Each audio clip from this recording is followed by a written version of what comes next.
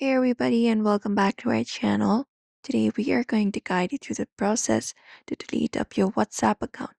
So let's just dive right in. You may follow the step-by-step instructions for that. Launch the WhatsApp application on your phone for that, and you can navigate to your settings. Look out for the three dot in the top right corner and tap on it and select the option of settings from here.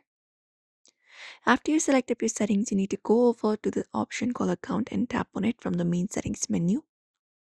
And here you just need to select this option of delete account.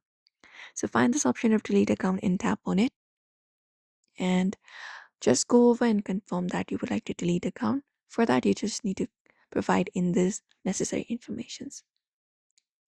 So for that, enter up your full phone number here. You can select up your country, code, and once that is selected, you can type in your phone number in this box right here. So type in your phone number right here, and once you type in your phone number, you just need to confirm it by tapping on the delete account button, and you may be prompted to select a reason for deleting your account. Once that is done, you can tap delete account one last time to permanently erase your account, and that way your WhatsApp account should be deleted forever. And that's it.